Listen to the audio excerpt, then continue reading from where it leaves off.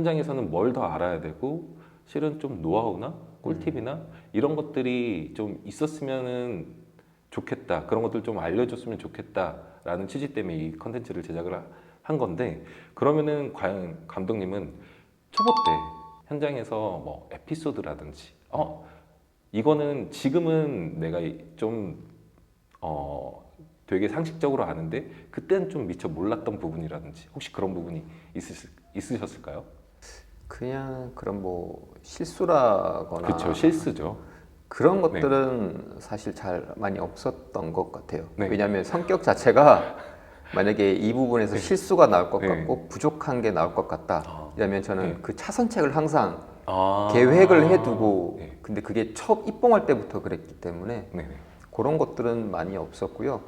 재밌는 에피소드 같은 게 뭐 있었냐고 예를 들면은 이제 제 첫 작품 촬영할 때 되게 이제 한정된 공간 세트에서 이제 촬영을 했어야 되는데 이제 저는 카메라가 일반적인 뭐 예를 들면 자 삼각대가 이렇게 있으면 일반적으로 카메라 삼각대는 이렇게 팬을 하거나 그렇죠, 그렇죠. 틸을 하거나 이거밖에 안 되잖아요. 그렇죠. 근데 저는 카메라가 90도로 꺾였으면 좋겠는 거예요. 이렇게 카메라가 있다가 지금 뭐 버티컬처럼 이렇게 그렇죠, 그렇죠.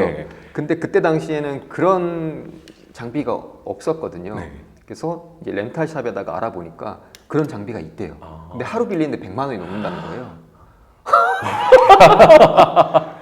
100만 원이라. 근데 그걸로 또 빌릴 수 없으니 그렇죠. 그럼 어떻게 했겠습니까? 어떻게 하셨나요? 자, 삼각대는 펜밖에 안 되죠. 그래서 카메라를 청테이프로 이렇게 붙여서 감았습니다. 그래서 삼각대를 눕혀가지고 펜을 했죠. 네. 엄청난. 여러분들 이런 게 바로 노하우입니다. 뭐 저희는 이제 간해수공이라고 하는데. 그렇죠. 근데 실은 그런 부분들이 정말로 많은 부분들이 간해수공으로 지금 이루어져 있어요. 영화 촬영을 하거나 아니면은 영상 촬영이라든지 실은 머릿속에서는 굉장히 창의적인 생각들을 하고 있는데 이 창의적인 것들이 어떻게 하면은 조금 더 말 그대로 한정된 예산 내에서 이렇게 이루어질 수 있을까를 생각을 하다 보니까 청테이프를 그렇게 이용을 해서 그렇죠. 항상 영화 촬영에서 청테이프, 전기 테이프, 테이프류들 필수인 것 같습니다. 그거 없으면 영화 촬영 못합니다. 맞아요. 네. 그리고 또 생각나는 게 하나가 있다면 아마 자료 화면으로 나갈 거예요. 이제 이만한 공간에서 벽이 이렇게 다가오는 장면을 촬영하는 게 있었는데 여자 배우다 보니까 어깨가 되게 좁잖아요. 그럼 이 정도까지 줄어드는 거예요, 벽이. 이렇게까지 줄어드는데 저는 카메라가 여배우 얼굴 앞에서 뒤로 쭉 빠졌으면 하는 앵글을 갖고 있었어요. 근데 카메라가 들어갈 수가 없잖아요. 사람이 들고 갈 수가 없잖아요. 벽이 다가오니까. 그렇다고 저희가 크레인을 부를 수도 없고. 다 수공업으로 이렇게 그렇죠. 근데 해야 그때는 되는데. 짐벌이 되게 상용화되지도 않았을 때였어요. 어떻게 했냐? 그 세트장에 보니까 그 우유 30개짜리 그 플라스틱 상자라고 하나요? 그쵸. 우유 팩 상자? 플라스틱 상자. 네. 그게 한 요만한 게 딱 있는 거예요. 그 촬영 감독님이 딱 보시더니 야 저거 갖고 와봐 이러더니 카메라를 거기 위에 얹히고 고정을 한 다음에 그 우유곽 상자 밑에다가 수건을 깔아가지고 그걸 넣고 줄을 당겼죠 이렇게. 네. 그래서 이제 벽이 줄어들면서 카메라가 싹 빠져나오는 그런 걸 연출을 한 적이 있었죠. 맞아요. 이게 다 어떻게 보면 경험에 대한 노하우죠. 촬영 감독님의. 맞습니다. 저도 예전에 지금은 정말 짐벌이 너무나도 편하게 나왔었는데 예전에는 달리라고 해서 레일을 직접적으로 깔아야 되고 했었었는데 저도 보면은 지금은 굉장히 오래됐죠. 대학교 때 그런 레일들을 이제 수작업으로 하나하나씩 만들어서 깔고 거기다가 삐걱삐걱 대니까 뭐 식용유도 좀 쳐보고 막 이랬었는데 결국에는 그게 그 어느 현장마다 다 레일을 할 수가 없어서 결국에는 휠체어를 빌리고 그래서 그때 그 촬영하는 친구가 앉아 있고 이렇게 왔다 갔다 하면서 그 달리인 달리 아웃을 표현했던 그런 기억이 있네요. 뭐 회전 그 이동하는 의자? 회전 의자? 네. 바퀴 의자로도 많이 찍고 그렇죠. 바퀴 의자로도 많이 찍고 요새는 그 전동 휠이라고 하나? 예, 네. 그런 걸로도 슬라이드 휠인가 전동 휠 그런 걸로도 감독님들이 예, 많이 사용을 하시더라고요. 철감들은 뭘 네. 자꾸 타는 걸 좋아합니다. 그래서 진짜 예. 상업 현장에서는 이제 조감독이 그 리어카를 끌고 네.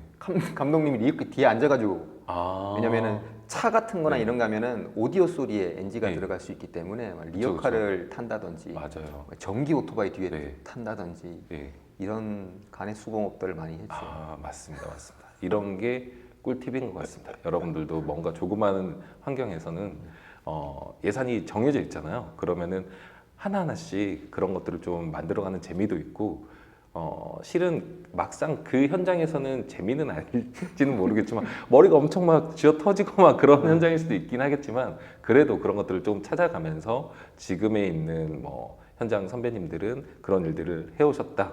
이렇게 알면 될 것 같고요. 그러면은 지금 봤을 때 감독님이 처음에 영화 현장을 들어갔었을 때랑 지금이랑 조금 뭔가 이 다른 점이 있다면 뭐 개선된 점이라고 해야겠죠? 뭐 그런 점들이 있다면 그건 어떤 점들이 있을까요? 아무래도 제일 큰 거는 아마 기술의 발전이라고 할 수 있죠. 뭐 10년 전만 되더라도 4K 카메라가 되는 거는 뭐 몇 억이 되는 뭐 레드나 이런 것밖에 없었죠. 그렇죠, 그렇죠. 그리고 흔히 쓰는 뭐 DSLR이나 미러리스 자체는 아예 없었고요. 그렇죠. DSLR에서도 영상이 겨우 돌아가는 그 정도였는데 지금은 네. 4K가 너무 상용화됐잖아요. 맞아요. 그리고 이전에는 모든 카메라들이 다 컸고 다 수동이었어요. 아, 그렇죠. 예, 그래서 카메라 뭐 한 대만 설치를 하더라도 많은 스태프들이 거기에 할당이 되고 맞아요. 앵글만 잡는 사람 따로, 포커스만 맞추는 사람 그쵸, 따로, 그쵸. 달리라도 깔면은 네. 달리 미는 사람 따로, 그렇죠. 모든 게 다 수동으로 많은 스태프들이 필요했었는데 요즘에는 너무 이게 카메라들이 좋아져가지고 네. 카메라 하나에 사람 한 명만 붙여도 예전 같은 기술들을 다 구현할 수 있는 시대가 와버려가지고 그런 게 아마도 제일 많이 발전되지 않았나. 이제 이거는 작은 현장일 네. 때의 어떤 기준이고요. 그쵸, 그쵸. 아직도 상업 현장에서는 자동 기능이라고는 하나도 없는 네. 큰 카메라들을 많이 쓰고 있습니다. 예. 예, 그거는 아직까지는 불변일 것 같고요. 음. 작은 현장에서는 네. 이제 작은 카메라들로 쓰는 것들이 많죠. 지금 저희 그 영상을 보시는 분들을 아마 보면은 작은 현장에 이렇게 이미 나가서 활동을 하시는 분이시거나 아니면 그런 작은 현장으로 진입을 하려고 하시는 분들이 많은데 그러면은 그런 분들이 지금 뭐 예전에 했던 메인 촬영 감독님 일이라든지 아니면은 뭐 퍼스트 촬영 감독님이 일이라든지 포커스 조절이라든지 아니면은 뭐 그립팀이 했던 것들이라든지 전부 다 일단은 어떤 종류의 커다란 좀 이해가 있으면은 훨씬 더 그 작은 현장에서 좀 더 발빠르게 이렇게 맞춰서 하기가 좀 편할 수도 있지 않을까요? 그렇죠. 모든 스태프들이 모든 기계를 다 만질 줄 알고 네. 다 하면은 너무나 좋은 건데 근데 그렇게 되기가 조금 서로 힘들지 않나 싶어요. 왜냐면은 이제 작은 현장에서 작은 카메라로 가지고 이제 거기에 익숙해진 분들은 큰 카메라로 가기 위한, 그러니까 큰 상업으로 가기 위한 조금 더 크고 그런 상업에 올리는 카메라들을 만지기에는 조금 무리가 있는 거는 사실이에요. 아, 네, 왜냐면은 뭐 렌탈을 해서 쓰면 네. 되지 않냐, 연습을 하면 되지 않냐. 근데 그런 렌탈료 자체가 하루에 100만 원이 넘어가 버리니까 그렇죠, 그렇죠. 연습을 하려고 해도 100만 원인 거예요, 하루에.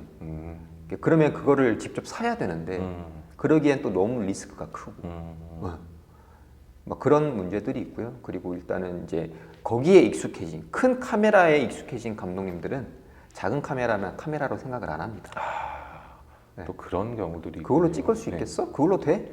약간 이런 식의 생각들을 많이 가지고 계시죠. 그러면은 만약에 자기가 이거는 목표점이 어디냐에 따라서 틀릴 텐데 그런 목표점을 만약에 자기가 정말 상업영화 쪽을 생각을 하면은 처음부터 좀 상업영화 현장 쪽에서 몸을 담가서 거기서 해보는 게 낫고 그게 아니면은 상업영화가 아니고 지금 현재에서 일하는 뭐 전반적인 영상의 전반적인 거를 좀 다루려고 하면은 지금 뭐 소규모 현장이라든지 유튜버라든지 아니면 단편 영화 현장이라든지 이런 쪽으로 좀 이렇게 그거는 지금 보시는 분들이 각자마다 좀 판단을 해서 각자 들어가야 될 현장이 따로따로 있는 거라는 말씀이신 거죠. 그렇죠. 아무래도 그래서 작은 현장에서 있다가 이 기술적인 것들, 특히나 카메라 같은 것들은 작은 현장에서 큰 현장으로 자기가